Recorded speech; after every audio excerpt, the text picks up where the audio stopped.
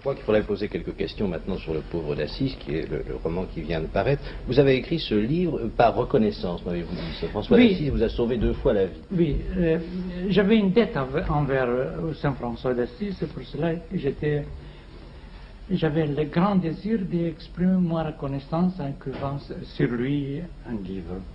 Et la première fois qu'il m'a sauvé la vie, c'était pendant l'occupation allemande. Les Allemands, j'étais dans une petite île tout près d'Athènes, alors les Allemands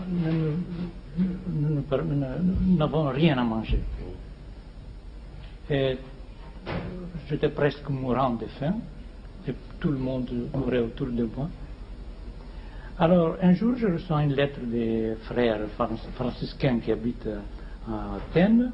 Ils me disent, si vous voulez traduire la biographie de Saint François d'Assise faite par Jorgensen, alors nous enverrons une caisse de livres. Alors je sais tout de suite, j'ai reçu cette caisse qui avait des choses merveilleuses, presque inconnues déjà. Je les avais oubliées, c'est-à-dire du sucre, du café, macaroni, riz, etc. Et j'ai écrit ce livre-là avec un grand prologue. Et la seconde fois la seconde fois, c'était lorsque j'étais gravement malade.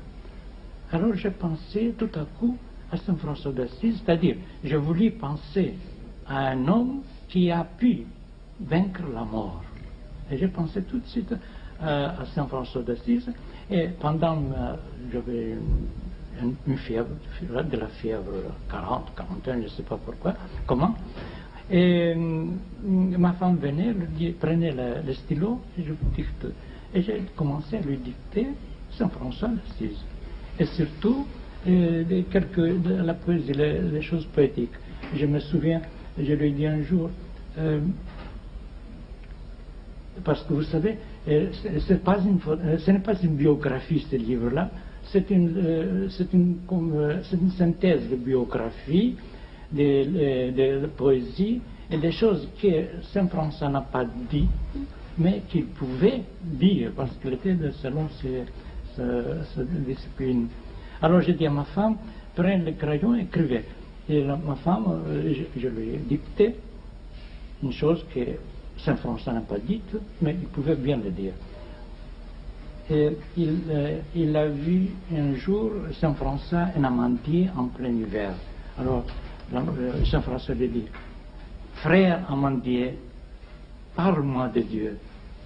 Et aussitôt l'amandier se couvrit de fleurs. C'était tout à fait franciscain, n'est-ce pas?